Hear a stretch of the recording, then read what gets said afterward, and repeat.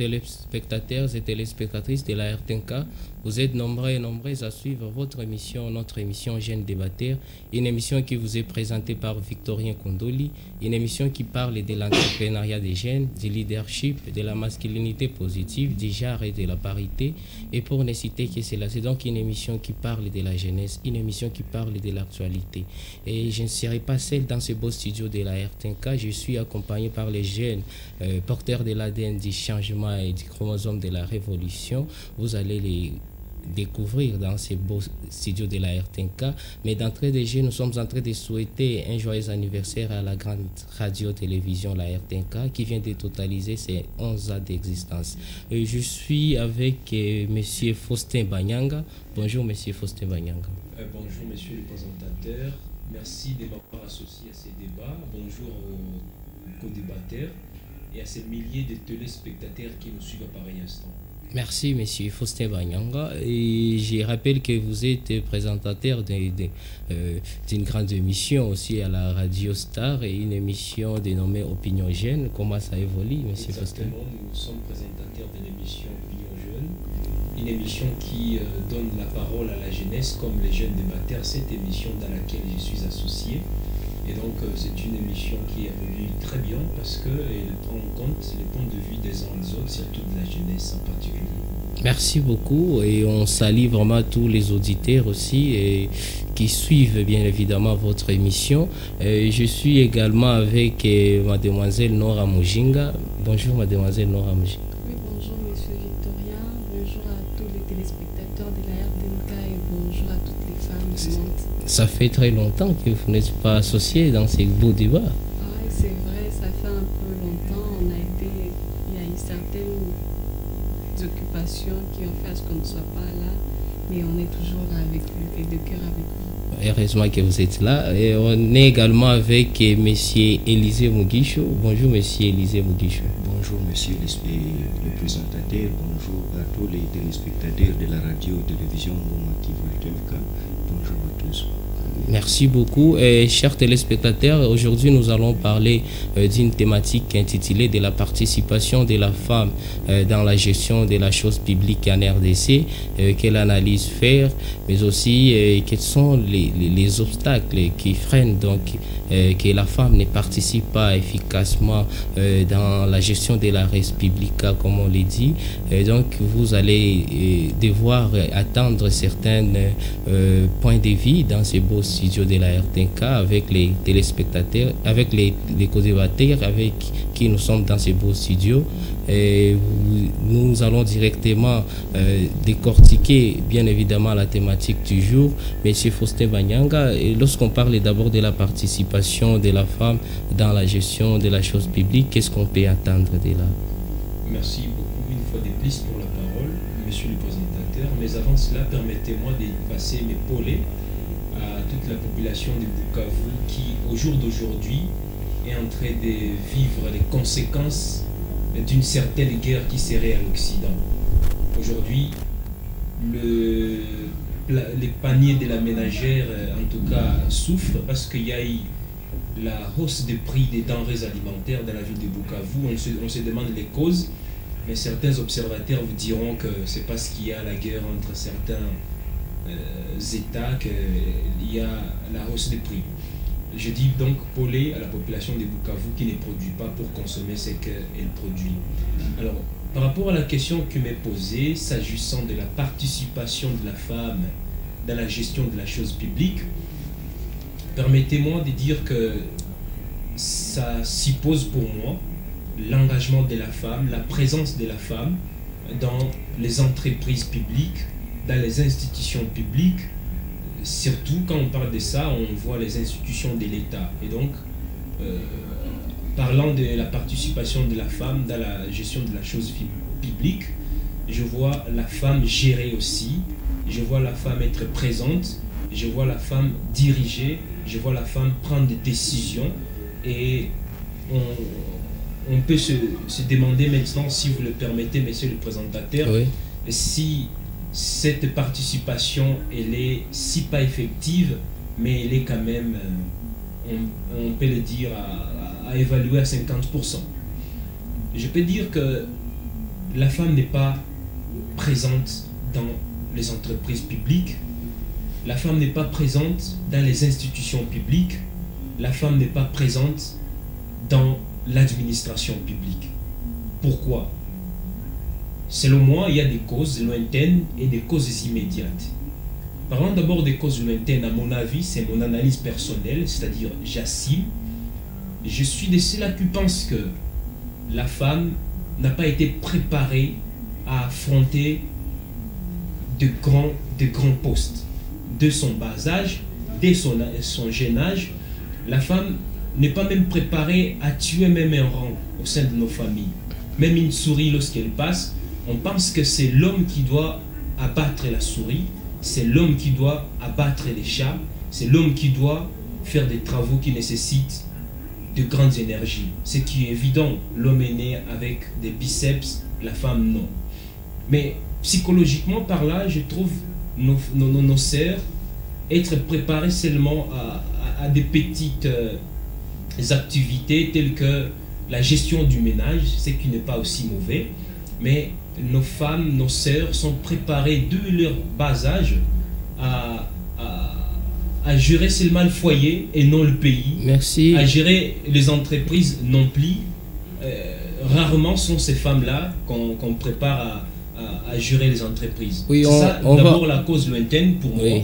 On va revenir à vous.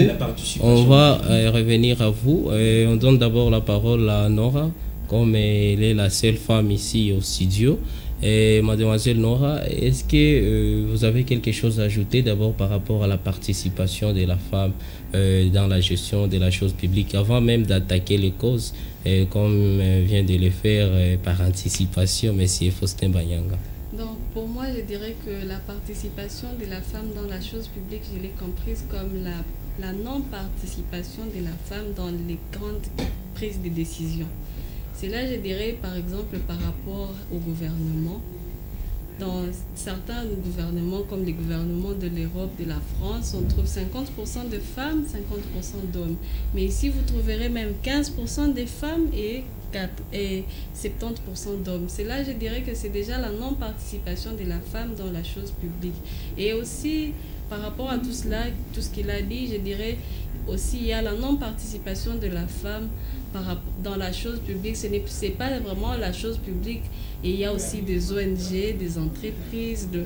Donc, partout dans notre système administratif, il n'y a pas vraiment l'implication de la femme dans la gestion ou dans les grandes prises de décision. Pourquoi les femmes ne s'impliquent pas alors? Donc, pour moi, je dirais que d'abord, les femmes ne s'impliquent pas parce que dès les bas âges, on ne nous a pas appris de par nos cultures, on ne nous a pas appris à prendre des décisions. On nous a montré que la femme est une femme soumise. Mais cette soumission-là, dans nos cultures, elle a été comprise d'une autre manière. On a appris à être soumise. Ça veut dire que même dans la prise de décision, tu ne peux pas participer. Comme ici, chez nous, on a les barazas, je dirais barazas. On dit que la femme ne participe jamais aux barazas. Mais aujourd'hui, tu te retrouves que c'est ça. C'est cette culture-là qui s'est incarnée en nous. Même quand on arrive, même, je dirais même à l'école, même quand on veut choisir un CP, un CPA, on sait, d'ailleurs dans nos universités, tu vois qu'on te dit déjà c'est l'homme qui doit être le CP et la CPA c'est une femme. Donc déjà là, tu vois que même déjà dans notre cercle d'entourage, vous voyez que il y a déjà cette culture-là qui a été inculquée en nous dès les bas âges, que c'est l'homme d'abord qui doit décider et la femme doit exécuter. Est-ce que la même culture reste permanente à tout moment? Parce que nous sommes au 21e siècle, je ne pense pas que cette culture reste avec une force probante dans la société. Ça, c'est vrai que nous sommes au 21e siècle. Mais malgré qu'on ne nous a pas, on a changé juste la manière d'apprendre à la femme que c'est comme ça que l'homme doit faire et c'est ça que la femme doit faire. Heureusement qu'on a certains textes qui nous permettent, même aujourd'hui, même par rapport d'abord à l'héritage, on dirait que là, on a même essayé un peu de nous donner une place. On a dit que tu sois femme, que tu sois homme, l'héritage est distribué de la même manière chez les femmes et chez les hommes. Donc, il y a déjà certaines lois qui permettent aux femmes, au moins, d'avoir cette émancipation. Mais de par toujours nos cultures, on a toujours ces refus, ces reculs-là. Là, on peut venir, on propose à une femme, est-ce que tu peux postuler au poste de porte-parole des étudiants? Elle te dira non, tu vois, je peux pas arriver à faire ceci, je peux. Et même si elle est là, elle peut être là, mais elle n'échappote pas ses décisions. Avant de prendre une décision, elle va dans un conseil. Il faut que ce soit les hommes qui puissent décider à sa place. Donc, vous verrez que dans tout en elle a ces refus-là, elle a cette réticence, à part certaines femmes qui se sont émancipées quand même. On ne peut pas dire que c'est la majorité, mais on ne peut pas dire que c'est le total des femmes, mais il y a certaines femmes qui se sont un peu émancipées. Mais mademoiselle Nora, pour entrer dans les institutions publiques, donc participer dans la gestion de la chose publique, on y entre par des manières, soit on est nommé ou soit on a été élu. Alors on se demande, est-ce qu'il y a d'abord les femmes qui postulent? Et si c'est vrai qu'il y a des femmes, alors est-ce que ces femmes se soutiennent entre elles?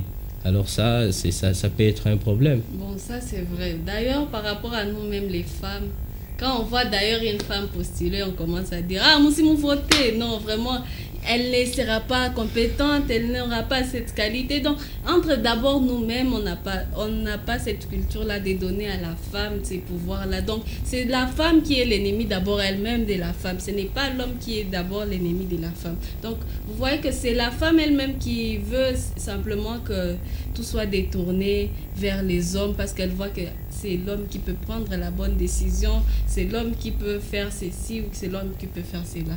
Oui, on va revenir à vous, Madame Nora. Je donne la parole à Mugisho Élysée. Monsieur Mugisho Muhaya Élysée, est-ce que vous êtes de même avis que la femme n'a pas été préparée dès les bas âges à postuler, non seulement à postuler, à entrer dans les barrages là où il y a des bachamoukas, comme on l'a dit, alors dans la société de base, est-ce que la femme a été préparée en famille, la famille étant en tant que cellule de base? Est-ce qu'on peut dire qu'il y a un problème d'abord à partir de la base, comme viennent de le souligner Nora et Faustin Bagnan? Merci beaucoup, merci pour la parole nous accorder. Avant d'y arriver, nous avons un préalable. On voulait juste montrer que signifie une chose publique. Une chose publique, quand on parle de la chose publique, on se réfère à l'État gouverné en fonction des biens du peuple. Contrairement à l'État gouverné en fonction des biens privés ou d'une classe politique ou d'une personne, juste un individu. Et il y a des États pareils qui sont gouvernés à partir des biens d'une seule personne. Bon, il y a des monarchies, il y a des pays dans lesquels une seule personne, lorsqu'il détient le pouvoir, il se monopolise tout. C'est lui qui gère tous les biens des princes, vous avez appris ça avec moi. Lorsqu'il est dans des royaumes, tout peut-être revenait au prince. C'est le prince qui avait les derniers mots sur la gestion de biens. Mais contrairement à la RDC actuellement, vous nous avez, la question était de savoir si les femmes étaient bien préparées vers les bases. Je dirais non. Mais il y a déjà de grandes avancées. Il y a déjà de grandes avancées depuis. Je peux vous donner l'historique. Quand vous rentrez au Zaïre, dans le gouvernement zaïrois, vous pouvez voir qu'il y avait un taux de représentativité de 7% des femmes dans le gouvernement. 7%. Quand vous allez dans le gouvernement Ilunga, il y avait un taux de représentativité de 15%. Mais actuellement, avec le gouvernement... avec l'actuel gouvernement publié en avril 2020, il y a déjà un taux de 27%. Ce qui montre qu'il y a déjà des avancées, bien qu'ils ne firent préparés à l'avance, mais en ce moment, il y a quand même quelque chose de positif qu'on doit encourager et par nos sensibilisations, nous devons... Mais 27%, c'est encore paix. C'est encore paix, alors les femmes aussi doivent fournir l'effort. Quand je m'explique pourquoi les 28%, à l'électorat, à l'élection nationale, il y avait 485 femmes. Députation nationale, 485 femmes. Mais les taux maintenant, actuellement, à l'Assemblée nationale, c'est 10%. il y avait, sur les 22 candidats retenus, il y avait une seule femme à la présidentielle. Oui, une seule Ouais, femme. il y avait aussi ce mari José, José. Ouais, de nos pareils. Elle était une seule femme. Vous voyez, c'est pas les hommes. Et pourtant, il y a un grand nombre. Il y a de un grand femmes. nombre, oui. Dans la population congolaise, on peut dire que les femmes peuvent. Oui, et dans les oui. femmes et les jeunes peuvent représenter au moins 70%. Oui, à l'époque, à l'électorat de population. 2018, les femmes occupaient, à l'électorat, les femmes occupaient 51%. Les taux de 51%. Pourtant, la population, quant à la population, les femmes occupent 52%. Vous voyez déjà que c'est déjà un nombre indispensable pour le développement, pour l'accroissement de toute une nation. Mais quand vous voyez la femme, la seule femme candidate qu'on avait, elle occupait quelle place lors de la promulgation quand on avait publié les résultats? Même les femmes, le problème est que les femmes, dans les chefs de femmes, elles ne soutiennent pas les leurs. Quand une femme postule, comme l'a dit mademoiselle Nora, quand une femme postule, les autres peut-être les autres ont tendance à se méfier d'elle. Je ne veux pas, parce qu'il n'y a pas, il y a d'abord le manque d'unicité dans les chefs de femmes. Il n'y a pas aussi la solidarité. Lorsque c'est une femme, on a tendance à croire que non, peut-être elle n'est pas capable. Mais aussi il y a un grand problème lié aux pesanteurs socio-culturels. On a toujours tendance à prioriser, on connaît que lorsque c'est un homme, c'est celui qui peut tout faire. Comme l'a dit mon frère Faustin, même pour tuer un chat, on veut juste que les garçons puissent intervenir dans la maison. C'est toujours le cas. Tu vois, un chat, c'est difficile. Ah ouais. Mais il y a des femmes qui peuvent le faire mieux que les hommes. Ah bon? Oui, il y a des femmes qui peuvent le faire. Mais avec tout ce que j'ai donné là, le pesanteur socio-culturel, c'est déjà quelque chose scanné dans nos mentalités. Pour qu'il y ait maintenant, quand vous venez de dire que 27%, c'est toujours... Mais oui, il y a une faible vraiment représentativité de la femme.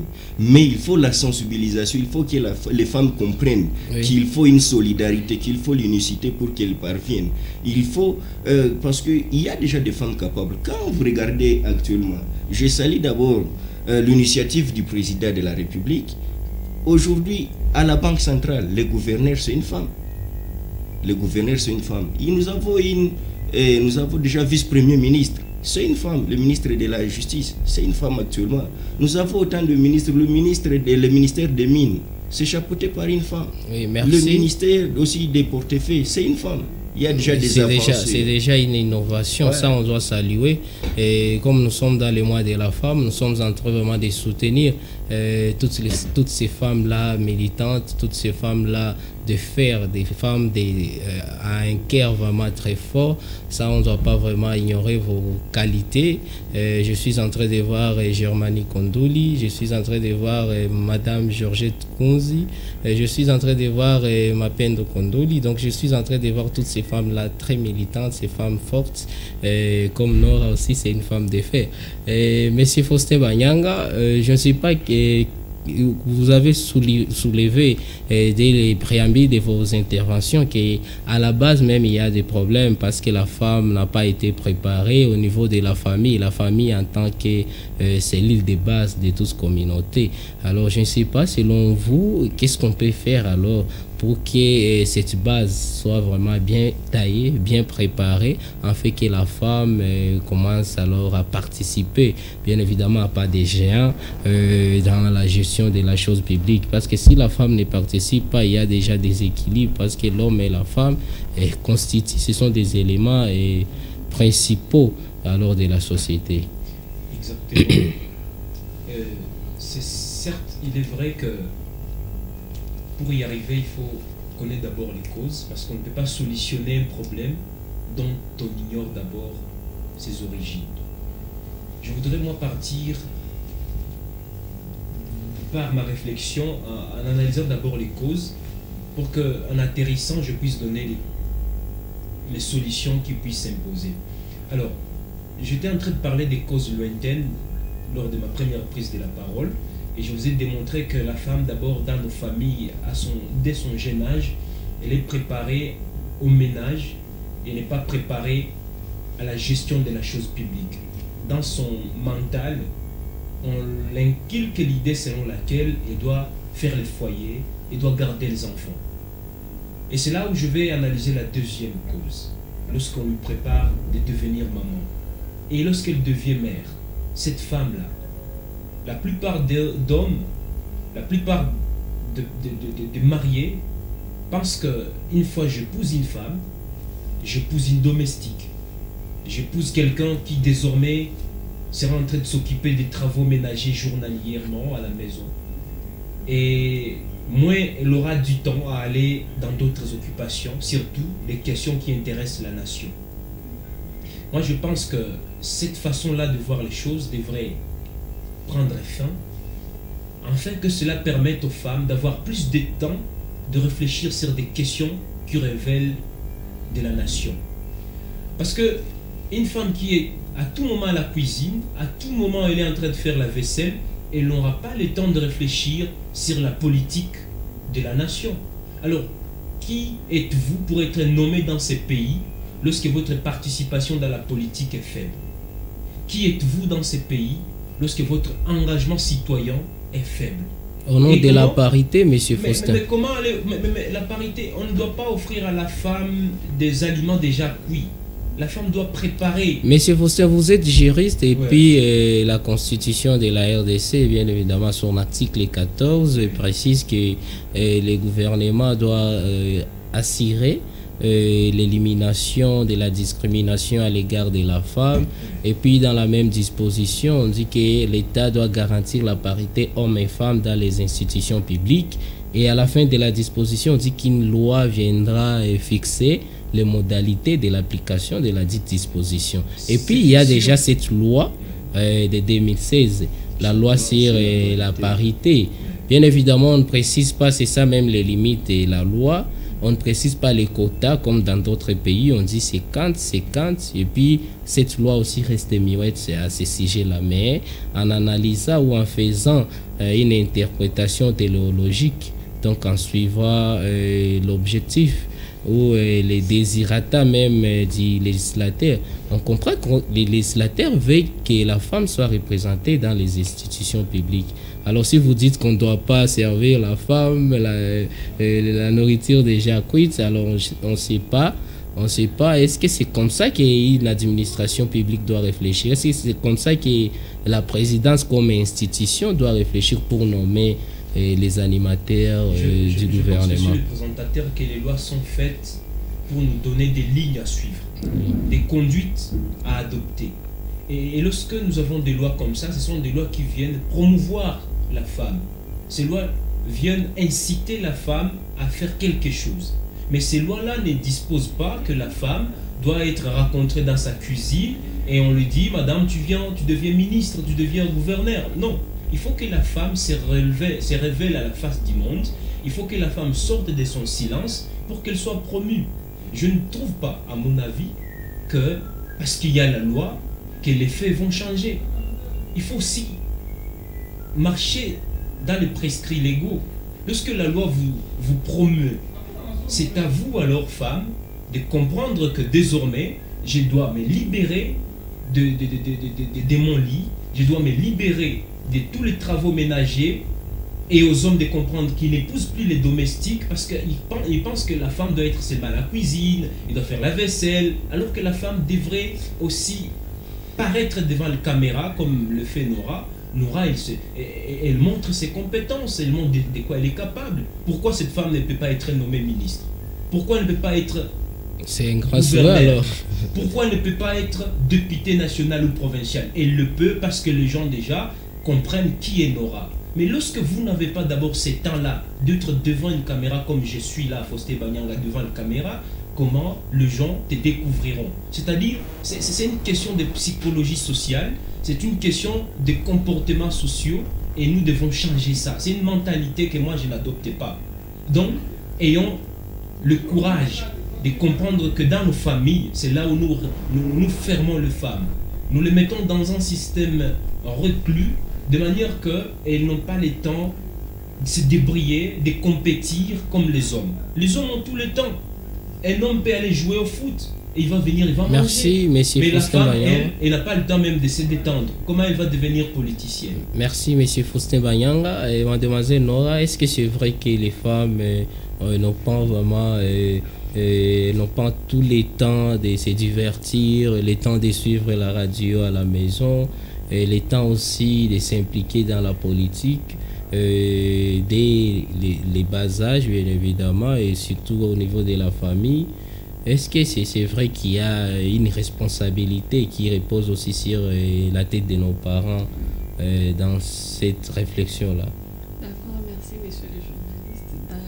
Bien avant de répondre à votre question, je répondrai à la préoccupation de Monsieur Élysée. Monsieur Élysée.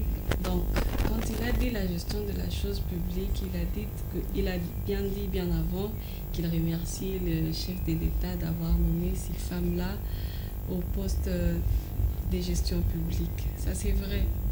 Mais il y a une chose que nous devons nous enlever de la tête.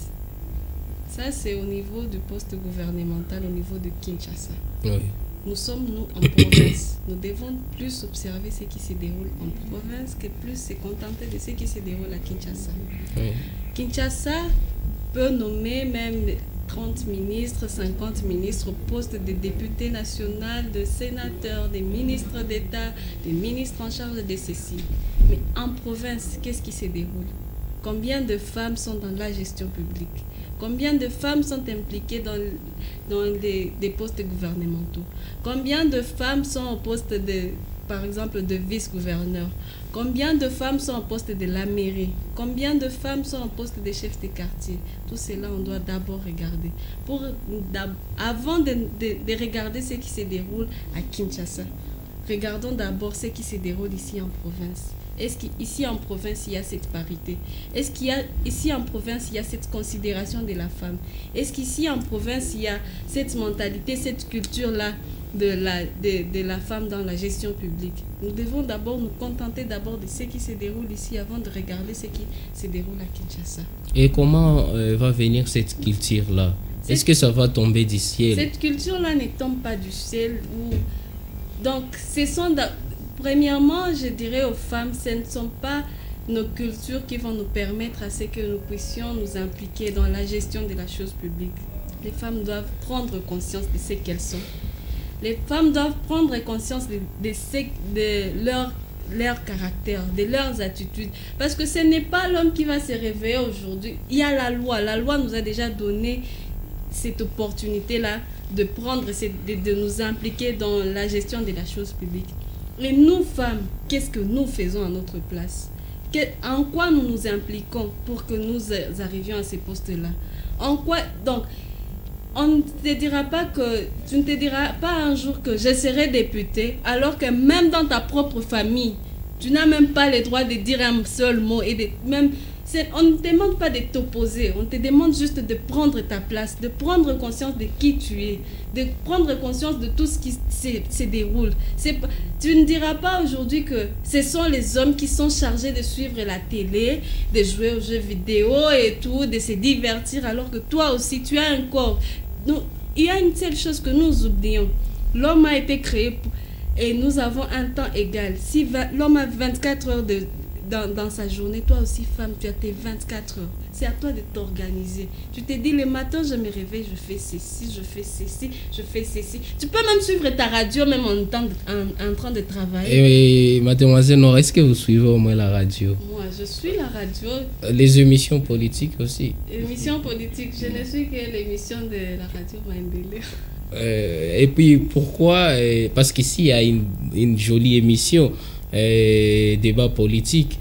Alors je me demande pourquoi les filles, parce qu'ils ne sont pas à la maison, les blocs, pourquoi les filles ne s'intéressent pas de la politique? On voit même dans nos universités, il y a des garçons qui discutent la politique, qui discutent par exemple l'actualité sur la guerre d'Ukraine contre la Russie. Alors, mais pourquoi les femmes elle discute que, je ne sais pas, maquillage, novelas, pourquoi ça? Est-ce que c'est la culture ou... Non, c'est pas la culture, c'est juste choix. Ces choix-là, ces styles-là de non-culture. On a simplement cette mentalité-là de non-culture. Novelas, c'est dans nos cultures. Par rapport à ce qui s'est déroulé avant, ce ne sont que les hommes qui étaient là à suivre la télé. La place de la femme, c'est à la cuisine. À la cuisine, comment est-ce que le roi s'étonne-là de Non, s'informer? on doit pas dire que les femmes ne suivent pas la télé, parce que lorsqu'elles suivent novelas, je ne sais pas, lorsqu'elles suivent d'autres films et qu'on sort, alors des séries, est-ce que elles ont accès à la télé? Alors on se demande pourquoi les femmes ne suivent pas les choses alors importantes.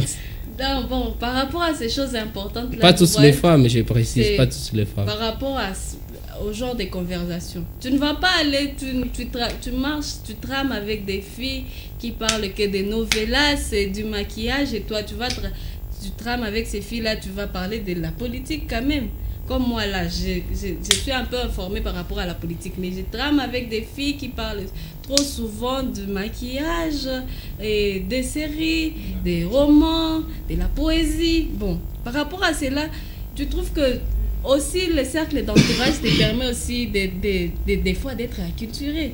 Parce que j'aurais cette information politique-là. Je peux avoir quelqu'un avec qui discuter de cette politique-là. Mais tu vois que ton cercle d'entourage aussi te renferme. Souvent, il y a aussi ces renfermements-là du cercle d'entourage. Souvent aussi, on dit que l'entourage nous forge.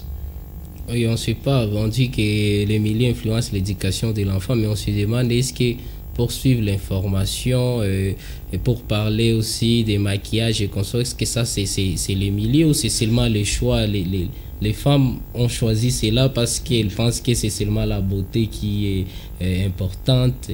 Elles pensent que paraître c'est plus intéressant que d'être, je ne sais pas, intelligente, que d'être... Donc tout ça, alors on se demande, est-ce que ce n'est pas un choix? Pour qu'on puisse pas dire que c'est la culture, tout Singizi, comme on l'a dit ici à Bukavu, tout ce n'est pas Singizi à tout ma culture. Ça c'est vrai, c'est pas vraiment la culture, mais c'est un choix qu'on s'est imposé. Surtout, vous verrez, cette culture-là, elle se trouve plus chez les filles qui ont fait les lycées. Au lycée, vraiment, donc, ces filles-là, elles ont cette mentalité-là d'être seulement dans un cercle où elles parlent seulement de... Mais vous verrez que les filles qui n'ont pas fait les lycées, elles sont un peu ouvertes. Elles ont un peu cette culture-là d'ouverture, elles savent varier, elles savent s'adapter par rapport au milieu. Mais, et vous verrez même dans la vie, celles qui ont fait les lycées, en leur Mais côté, vous avez fait quoi? Bon, j'ai fait aussi un lycée. Bon, tout dépend de ce qui se déroule dans la tête. Hein. Alors c'est ça. Alors. Monsieur Élisée Mugisho, je ne sais pas si vous avez à dire par rapport aux obstacles, alors, ce qui freine l'accès de la femme dans les institutions publiques. Oui, avant d'y arriver, permettez, monsieur les présentateurs, de revenir sur un point important. Vous aviez soulevé la Constitution congolaise qui dispose à son article 14 que l'État, les pouvoirs publics doivent veiller à l'élimination de toute forme de discrimination et prôner aussi l'égalité. Moi, en lisant cette disposition-là, moi je me suis dit, qu'est-ce que la parité? Prôner la parité et pas l'égalité. Oui. On ne sait pas, alors, la parité n'est pas l'égalité. D'accord, d'accord. Alors moi-même je me suis dit, que devons-nous retenir de la parité? Je me suis posé cette question, mais à mes mots, dans mon analyse, je me suis dit que compte tenu des réalités socio-culturelles, il faut entendre on doit entendre par parité, aux mêmes capacités, mêmes chances. C'est ce que moi je me suis dit. C'est pas parce qu'on est femme, c'est pas parce que la Constitution dispose que non. C'est quand la parité, il faut que les femmes soient représentées, qu'il faut regarder, tenir compte de la beauté et nommer une femme peut-être à tel poste. Mais c'est Élisée, il faut comprendre que la parité n'est pas l'équité, parce que la même disposition parle de la représentation équitable. Exactement. Si on parle de la représentation équitable, alors on nous renvoie à ce que vous venez de dire. Donc on doit avoir l'équitabilité, donc on doit voir celui qui est plus fort, les capacités et consorts. Mais lorsqu'on parle de la représentativité et paritaire, où lorsqu'on reste dans la parité, donc on voit 50%, 50%, c'est ça la parité. Ouais. Même si certaines femmes voudraient que la parité aussi soit appliquée dans les ménages, on ne sait pas les 50% comment on l'a appliqué, pendant que l'article 444 du Code de la famille dispose que les mariés est le chef du ménage. Alors, d'abord, on n'est pas dans la famille, on est dans l'administration publique, on est dans les institutions publiques où on devrait assurer la parité. Donc, c'est 50%, 50% d'hommes.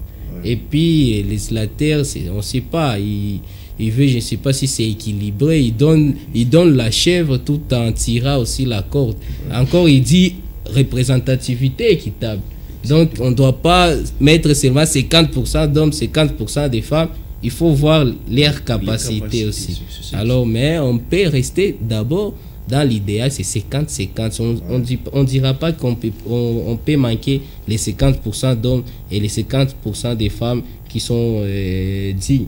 Il y a des femmes vraiment qui sont très fortes, d'ailleurs plus que des hommes.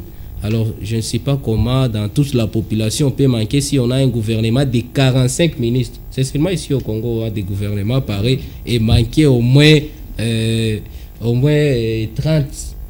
femmes. Oui. Est-ce qu'on peut manquer 30 femmes en République démocratique du Congo dans un gouvernement? On ne peut pas manquer 30 femmes, je ne peux pas les dire, mais il faut tenir aussi compte du traitement préférentiel. On ne peut pas se dire que nous allons constituer un gouvernement où il y a 50 femmes, 50 garçons ou 50 hommes. Ça sera impossible. Il faut tenir aussi compte de certains critères. Il faut tenir aussi compte de la capacité. C'est ce que j'étais en train de vouloir dire. En tout cas, il faut avoir la capacité. Certaines femmes ont prouvé qu'elles sont capables de faire, de gérer. Et là, je peux dire que les femmes sont des meilleures, sont des bonnes conseillères. Les femmes sont des conseillers par excellence, des belles gardiennes. Quand vous regardez partout, nos caisses sont presque gérées par des femmes. Alors, oui, on n'a jamais entendu une femme détournée. Oui, c'est pour cela que je dis que les femmes sont des conseillers, des gardiennes par excellence, parce que dans cette hypothèse-là, l'État, cette loi veut que l'on capitalise les qualités là que possèdent, des femmes, du fait qu'elles sont des conseillères par excellence, des gardiennes, que l'on puisse gérer la chose publique au profit de toute la nation. Et là, ils permettront l'accroissement des développements. Et aussi, prenons les cas, lorsque nous avons un gouvernement, l'Assemblée nationale, où il y a une très belle grande représentativité des femmes, elles pourront voter les lois qui favorisent l'accroissement culturel, socio-culturel je peux citer par exemple dans les domaines de la santé. Les femmes sont dans les quotidiens des foyers, elles savent comment les choses se passent. Oui. Dans les domaines de l'éducation, imagine, les femmes vont voter des lois pareilles. Dans les domaines aussi peut-être même de l'environnement. Les femmes en savent beaucoup de choses. Mais quelles femmes il y a? Les femmes doivent comprendre qu'elles ont leur destin en main. Les femmes doivent comprendre qu'elles ont leur destin. Elles doivent se battre aussi. Parce qu'il y a déjà un changement. Je vous ai parlé des 7% au Zaïre et vers 15% gouvernement Ilung, 27% à nos jours. Les grands Mobutu pensaient déjà à la parité. 7% c'est déjà quelque chose, mais aujourd'hui nous en sommes à 27%. Donc lorsque les femmes se disent que nous engageons-nous, ils se retrouveront dans des instances, dans des postes des instances de prise de décision. C'est pour cela, dans mes analyses, j'ai donné d'ailleurs certains postes de prise de décision qui sont au rang élevé. Quand je parlais de la Banque centrale, où nous avons une femme, quand je parlais du ministère de la Justice, vous comprenez déjà que c'est quelque chose, et ça peut donner. Alors nous devons capitaliser les atouts, les qualités là que possèdent les femmes, et les femmes aussi doivent comprendre que non, c'est pas parce que la loi a dit on doit faire ceci, que c'est ça. Elles doivent donc cultiver ces valeurs, elles doivent cultiver ces vertus qu'elles possèdent pour améliorer cette représentativité. Merci, monsieur Élisée Mugisho. Monsieur Faustin Banyanga, je ne sais pas si selon vous, est-ce qu'en République démocratique du Congo, nous avons ces hommes-là avec la masculinité positive, comme on le dit, c'est déjà un terme très populaire et d'ailleurs d'actualité pour ces moments. Alors on se demande, est-ce que nous avons des hommes qui sont capables vraiment de soutenir les femmes, ou nous n'avons que des hommes qui cherchent vraiment à détourner les capacités de la femme? Lorsque vous avez une femme secrétaire, donc vous ne voyez que la beauté de la femme au lieu de l'encourager à aller de l'avant. Est-ce que nous avons ces hommes-là qui soutiennent les femmes? Oui, il y en a. Il y a plein d'hommes qui soutiennent la femme. Et d'ailleurs, moi, je fais partie, parce que je suis de la génération égalitaire. Amen. Je suis de ceux-là qui pensent que la femme peut et encore elle est capable de mieux faire que les hommes, parce que lorsque la femme gère, en tout cas c'est correct. En tout cas j'ai trop de respect envers les femmes. Je vous aime d'ailleurs, très chère femme, et je crois en vous par rapport à l'avenir de ces pays. Lorsque la RDC aura une présidente femme, je vous assure, nous aurons le miracle. Alors, pourquoi pas ne pas parler de la province de Sud Kivu? Non, d'abord la présidence. Je dois viser la lune pour atteindre au moins les étoiles. Bien évidemment. Alors, M. Mugisho vous compte certains ministères, un gouverneur de la banque. Mais M. Mugisho, lorsque ça se compte déjà au bout des doigts, sachez que c'est petit. Parce que vous ne pouvez pas compter ce que les hommes occupent par le bout des doigts. Voyez-vous? Alors, pour maintenant remédier à cela, moi je suis de la trempe des gens qui pensent que la nature, de la manière dont Dieu l'a créé, a peur, a horreur à l'inégalité, a peur, à l'horreur, à la discrimination. La nature a peur des injustices telles que Dieu a créé le monde. La nature elle-même a peur de cela. Et pour y mettre un terme, moi je pense qu'en RDC, nous devons d'abord changer cette façon-là de traiter la femme comme la ménagère. La femme a plus que ça d'être la ménagère. La femme, elle a le leadership. La femme a le sens élevé de la gestion. Lorsque c'est la femme qui gère l'argent, tout va bien. Il n'y a pas de détournement. Lorsque c'est la femme qui gère l'argent, il y a la concrétisation des actions parce que la femme, elle est réaliste. Elle n'est pas idéaliste. Elle est réaliste. 1 plus 1, ça donne 2 automatiquement, ça donne 2. Et non réfléchir comme les hommes, où est-ce qu'il va manger. Non, moi j'aime trop les hommes aussi, mais je respecte trop les femmes. Alors, pour que les femmes soient promues en RDC, je voudrais interpeller nos dirigeants actuels et leur dire, quand est-ce qu'on emploie la DGM? Quand est-ce qu'on emploie la DPMR? Quand est-ce qu'on emploie, on ne sait pas. On ne sait pas parce qu'on n'a pas des offres. On ne voit pas les appels d'offres. Alors que nous avons ces femmes-là compétentes qui, une fois les concours qui tiennent au principe de la méritocratie, je suis confiant et convaincu que la femme devra participer à la gestion de la chose publique. Les femmes sont à l'école, les femmes étudient comme nous les hommes. Et d'ailleurs, il y a de ces femmes-là qui sortent premières. Ça fait beaucoup de distinctions. Beaucoup de distinctions. Pensez-vous que ces femmes-là n'existent pas? Elles sont là. Elles sont en mesure de changer des choses en un claquement des doigts.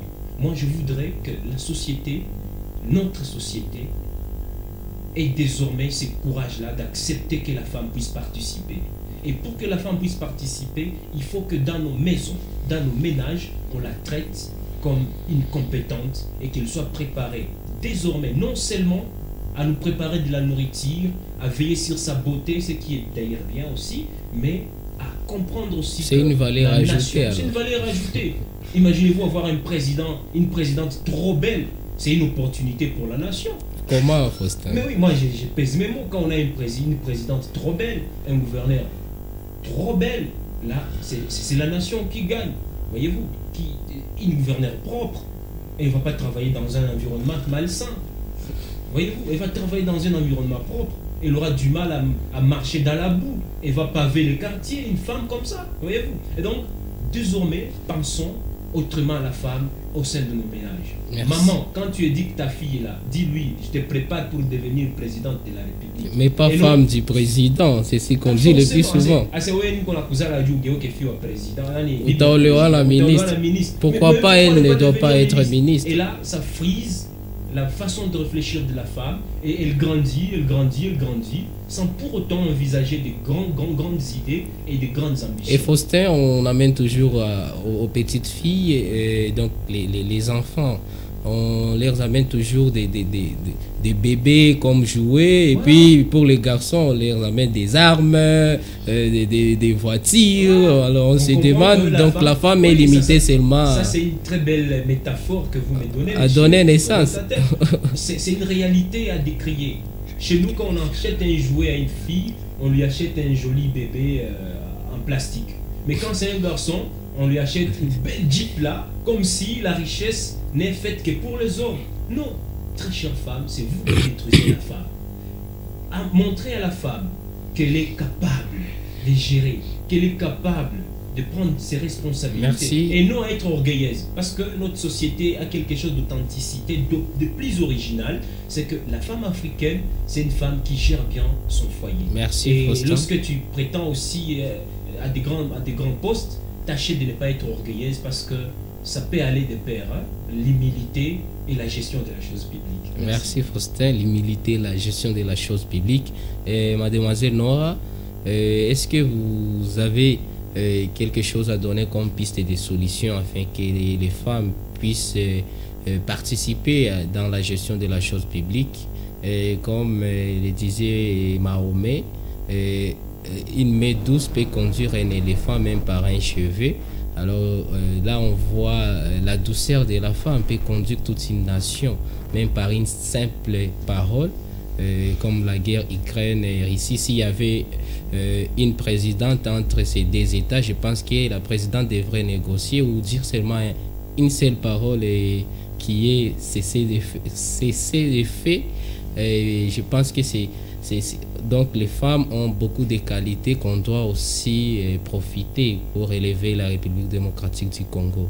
Et mademoiselle Nora, je ne sais pas si vous avez des pistes de solutions. Donc par rapport à cela, j'ai presque une seule piste de solution, mais qui peut dire beaucoup de choses. Que la femme puisse seulement prendre conscience de ce qu'elle est. Elle a des compétences, elle a des atouts, elle a tout ce qu'elle a pour accéder à la gestion de la chose publique. Donc la chose publique, ce n'est pas une chose préparée où les hommes sont préparés. Nous tous, nous sommes préparés. Nous avons une intelligence, comme on l'a dit. Il y a des femmes qui sont des premières, qui ont des distinctions. Donc ça montre déjà que la femme a des atouts. Il faut juste qu'elle prenne conscience de tout ce qu'elle est, qu'elle prenne conscience de qui elle est, qu'elle prenne conscience de ce qu'elle peut faire.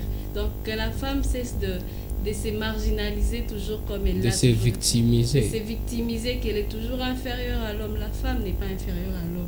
Même la Bible, elle dit la femme est soumise, mais la femme n'est pas sous ordre de l'homme. Alors que la soumission implique quoi? La soumission, elle implique qu'elle soit juste respectueuse. Le respect déjà implique la soumission. Tu n'es pas faite là pour dire juste un oui. Nous avons besoin de femmes qui peuvent dire un non. Une femme qui sait dire non, c'est une femme qui sait ce qu'elle est et qui a conscience de ce qu'elle est. Donc, que les femmes juste puissent prendre conscience de ce qu'elles sont et qu'elles soient toujours... Donc, qu'elles ne puissent pas se victimiser, être victime partout là. Oh, moi, je ne peux pas faire ceci. Oh, moi, je n'ai pas vraiment cet atout-là. Devant les hommes, comment pourrais-je parler? La femme doit savoir que même au milieu des 100 hommes, elle peut juste dire un non. Et ce non-là sera appliqué par rapport à plusieurs hommes qui voudront « Oh, moi je suis tel homme, moi je suis tel homme ». Les hommes entre eux ne peuvent pas prendre conscience de tout cela, mais les femmes, elles ont seulement une parole de bénédiction, une parole douce qui... Donc c'est en nous, ça. C'est un atout qui est en nous, qu'elles puissent prendre seulement conscience. Merci, mademoiselle Nora. Et monsieur Élisée Mugisho, est-ce que vous avez quelque chose comme piste de solution pour que nous puissions terminer? Merci de la parole nous accorder. Nous avons quelques défis à relever pour une belle représentativité des femmes. Là, je vais en citer. Rapidement. Oui, je vais en citer trois. Premièrement, nous avons, il s'observe dans la société le manque de solidarité et d'unicité dans les chefs des femmes. En deuxième lieu, il existe ce que j'ai appelé la pesanteur la pesanteur socio-culturelle. C'est cette pesanteur-là qui cause à ce que les femmes se trouvent marginalisées par la société et ou dans la société. On sait que telle activité c'est réservée aux hommes, telle activité c'est réservé aux femmes. Les ménages c'est une affaire des femmes. Quand on voit la politique c'est une affaire des hommes. Là, cette conception-là cause problème. C'est cette pesanteur socio-culturelle. Bien sûr, nous ne pouvons pas y arriver sans changement de mentalité. Nous devons d'abord changer nos mentalités. On fait comprendre. Donc nous devons tous comprendre que non, ce que je paie, la femme le paie aussi. Et en troisième lieu, il y a ce qu'on peut appeler, quand je parle en premier lieu de manque de solidarité, il y a aussi ce que font les hommes qui poussent à cette non ou faible représentativité des femmes.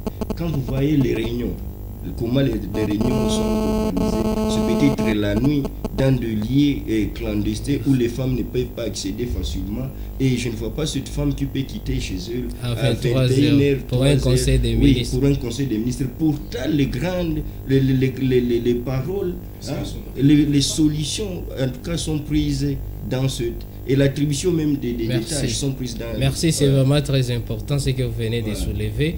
Et M. Faustin Banyanga, c'était un grand honneur de vous avoir comme invité. C'était un grand honneur. J'invite toutes les femmes de la RDC, et particulièrement celles de la ville de Bukavu, à avoir confiance en elles, parce qu'elles sont capables de changer le monde et de changer la RDC. Merci beaucoup. Mademoiselle Nora, est-ce que vous allez, saluer quelques fans, parce que c'est votre mois.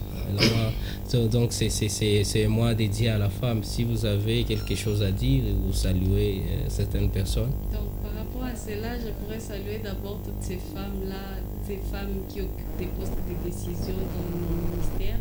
Je pourrais aussi saluer les femmes violées dans nos villages. Et aussi, je pourrais aussi saluer toutes ces femmes-là, battantes et combattantes. Et aussi les femmes, surtout les femmes architectes, parce qu'avant, on savait que c'est un métier des hommes. Mais aujourd'hui, je salue ces femmes et je salue leur bravoure. Aujourd'hui, je sais que c'est un métier difficile, mais je vous encourage toujours à persévérer et à aller de l'avant. Oui, je souligne que vous êtes architecte en formation et nous vous souhaitons toutes les bonnes chances. Et Élisée Mugisho, c'était un grand honneur de vous avoir comme invité.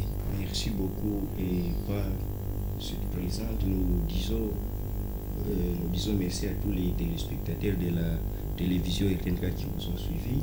Nous chitons par dire que nous devons tous nous engager dans la sensibilisation des femmes pour rehausser et lutter contre cette faible représentativité des femmes, parce que ça, nous, on ne peut rien faire. Merci. Et chers téléspectateurs et téléspectatrices, vous étiez en train de suivre votre émission, notre émission Jeunes Débatteurs, une émission qui vous parle de l'entrepreneuriat, qui vous parle du leadership, de la masculinité positive, de la promotion de la jeunesse, et pour ne citer que cela. Cette émission vous a été présentée par Victorien Kondoli et nous vous disons à la prochaine occasion. Merci.